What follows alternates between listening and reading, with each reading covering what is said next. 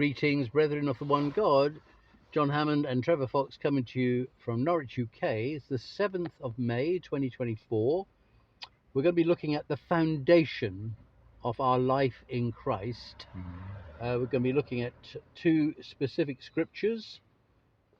Psalm 62, 1 to 8, Rock of Salvation, followed by Matthew 7, 1 to 29. So Trevor's going to open with prayer. Yeah, Father, we thank you for this day. Thank you, Father, for your word. And we just acknowledge you today.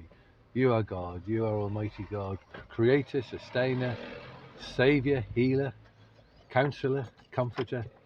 Father, we just thank you for this day, and we pray now as we hear your word, listen to your word, see your word, open our eyes, open our ears of understanding, that we may know you closer, and may grow nearer to you. In the name of Jesus, amen. Amen, amen. This morning, just a very quick aside, it's relevant to all of us. When we're talking to people, anybody, shopkeepers, anybody we know, neighbours, colleagues at work situation, even in a church work situation, the Lord's shown me that Sunday school, people who went to Sunday school had all the correct seeds of truth sowed into their life. Those seeds are lying dormant for many people in their adult years, and that the Spirit of God in us, the water of Christ, out of your belly will flow rivers of living water, flowing into the lives of these people with dormant seeds of the truth, the gospel truth about Jesus, stories about Jesus from Sunday school, so like an infant school, even the teenage group, all the input that people have received by, quotes, going to church back in the old days, 50s, 60s, 70s onwards, those seeds are like dormant seeds within the people. And we just had an encounter with somebody in a supermarket situation on customer service. We've known this person for many years, Trevor and I, and the person opened up and told us something about their childhood experience of, quote, going to church. So pray into that for your own personal life. Pray for people that Trevor and I are meeting. From today onwards, God willing, one day of salvation at a time, we're going to be talking to people about their childhood experience of, quotes, going to church in a Sunday school, junior church, whatever it was called. So I'm going to read first Psalm 62.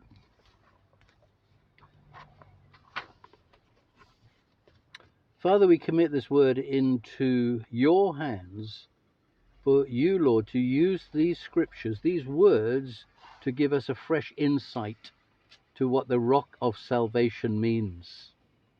Thank you, Lord God. Psalm 62, verse 1.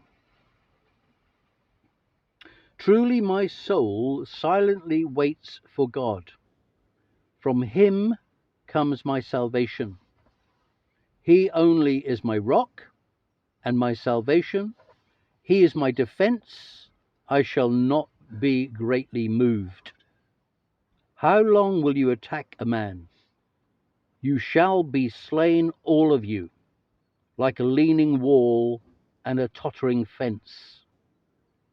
They only consult to cast him down from his high position. They delight in lies. They bless with their mouth, but they curse inwardly. Selah. My soul waits silently for God alone, for my expectation is from him. He only is my rock and my salvation. He is my defense. I shall not be moved. In God is my salvation and my glory. The rock of my strength and my refuge is in God. Trust In him at all times, you people, pour out your heart before him. God is a refuge for us. God is the refuge. Jesus is the refuge, the strong tower. The righteous run into him. Christ is the strong tower. So over to Trevor now for Matthew 7, right the way through, Trevor, from verse 1 through to 29. Matthew 7. The heading in my NIV Bible is judging others. Anyway, do not judge. Jesus speaking. Do not judge, or you too will be judged. For in the same way as you judge others, you will be judged.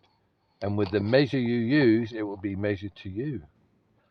Why do you look at the speck of sawdust in your brother's eye, and pay no attention to the plank in your own eye? How can you say to your brother, let me take the speck out of your eye, when all the time there is a plank in your own eye? You hypocrite! First take the plank out of your own eye, and then you will see clearly to remove the speck from your brother's eye. Do not give dogs what is sacred. Do not throw your pearls to pigs. If you do, they may trample them under their feet, and then turn and tear you to pieces. Ask, and it will be given you.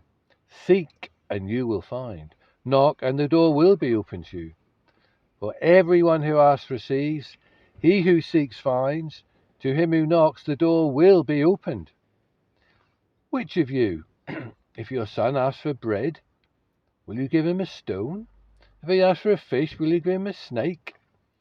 If you then, though you are evil, know how to give good gifts to your children, how much more will your Father in heaven give good gifts to those who ask him?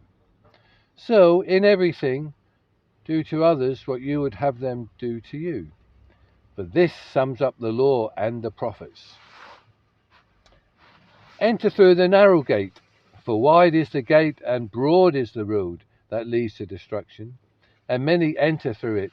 But small is the gate and narrow the road that leads to life, and only a few find it. Watch out for false prophets. They come to you in sheep's clothing, but inwardly they are ferocious wolves. By their fruit you will recognize them. Do people pick grapes from thorn bushes or figs from thistles? Likewise, every good tree bears good fruit, but a bad tree bears bad fruit. A good tree cannot bear bad fruit, and a bad tree cannot bear good fruit. Every tree that does not bear good fruit is cut down and thrown into the fire. Thus, by their fruit you will recognize them.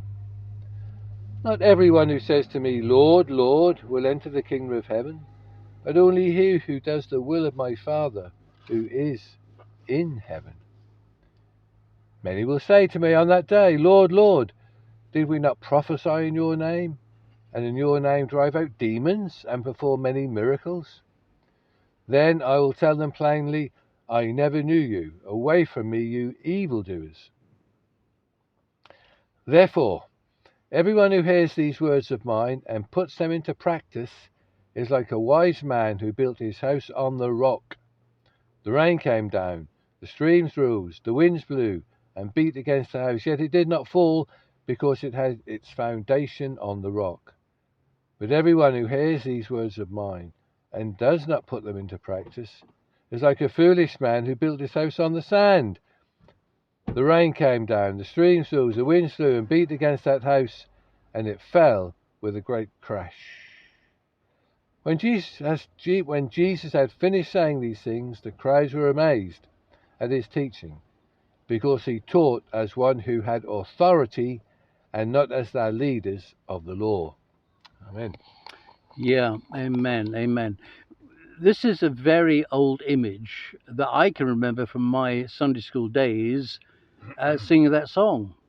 The foolish man built his house upon the sand. The foolish man built his house upon the sand. That one.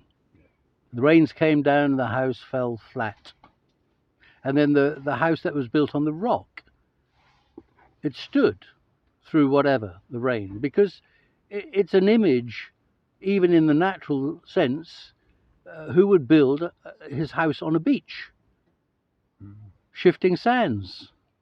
Well, you build it on a rock where the high tide doesn't reach. And these are obvious truisms that we now know in the 21st century.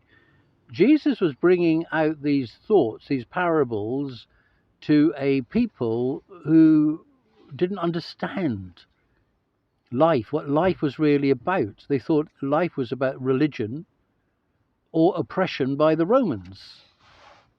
And they needed a shepherd to lead them out of the oppression and to lead them away from religiosity, which had become as meaningless as the people running it. And Jesus told these parables so that they would search with their minds to understand the spiritual truth.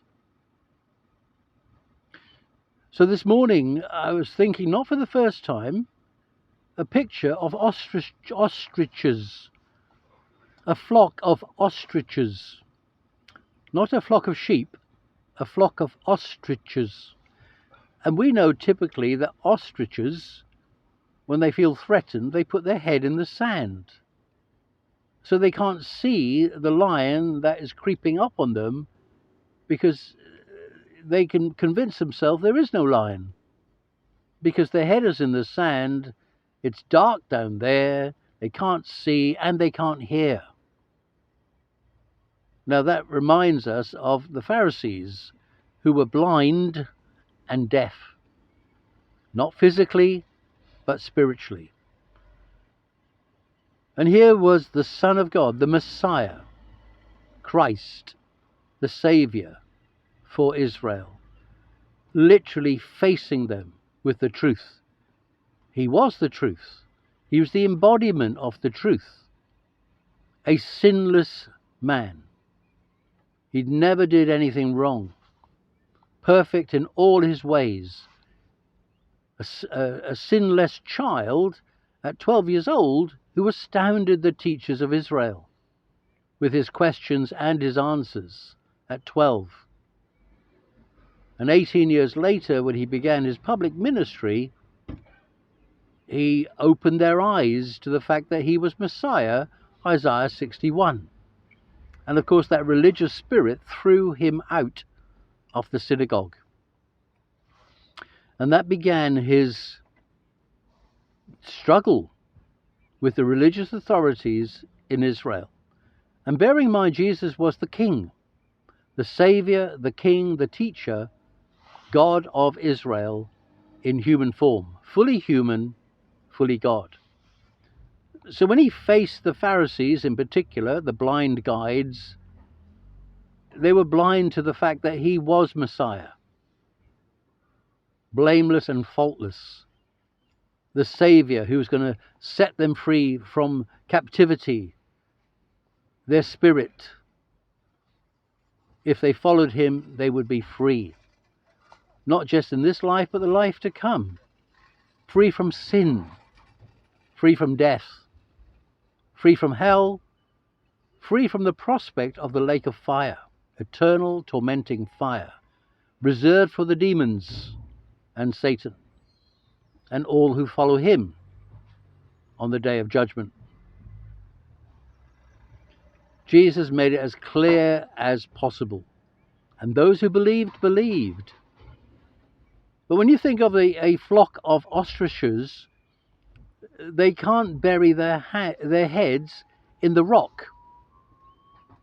It's only the sand that they can bury their heads in. And once you realize that we're on the rock of salvation, you can't bury your head.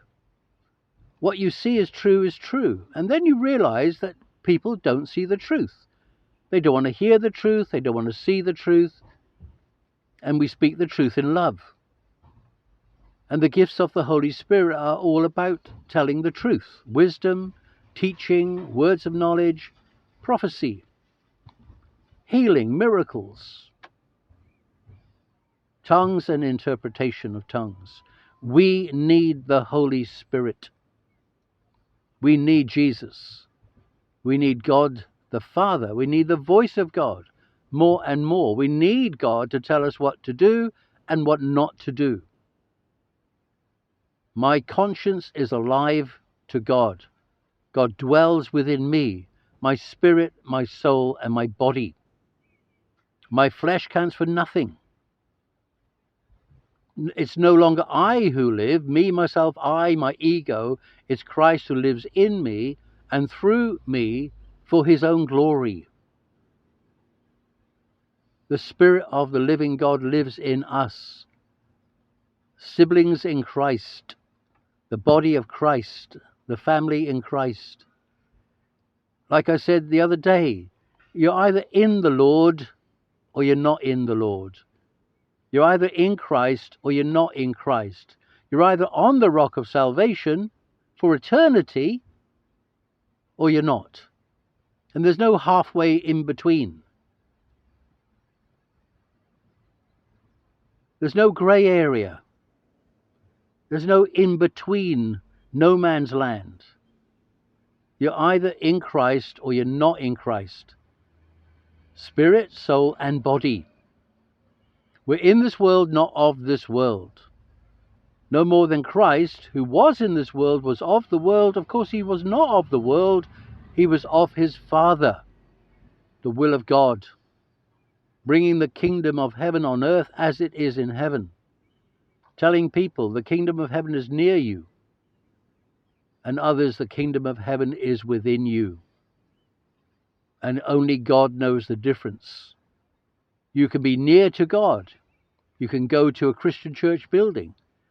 You can think you're a Christian in your mind. If you hear the Holy Spirit, you'll hear him saying, these people worship me with their lips, but their hearts are far from me. But only those who hear the Holy Spirit hear that prophecy. And how many times can you give that prophecy to people who worship God with their lips only? It's not something they want to hear. It's not something they want to believe. And they will justify it with their minds. We're Christians. I've been a Christian all my life. I was baptized. I was christened. I was confirmed. I was water baptized. They might even claim to be baptized with the Holy Spirit. God is one. Father, Son, Holy Spirit. Ephesians 4 is about one body of Christ in a city, in a region called Ephesus. There is one body of Christ in Norwich, UK, in Norfolk, UK, in the UK, in the world. There is only one body of Christ. One head, one Father over all, one loaf, one baptism, one Holy Spirit, one faith. Ephesians 4. So we'll leave it there. Pray for us. We're off to the city centre in Norwich now. Going to meet with a brother, and we're going to be led by the Holy Spirit. So over to Trevor for closing prayer. Yeah, thank you, Father. Thank you for your word. And pray, Lord, that your word, which is a good word, will fall into good ground and bring forth good fruit. In the name of Jesus. Amen. Amen. Amen. God bless you. As you obey God, he will bless you more and more.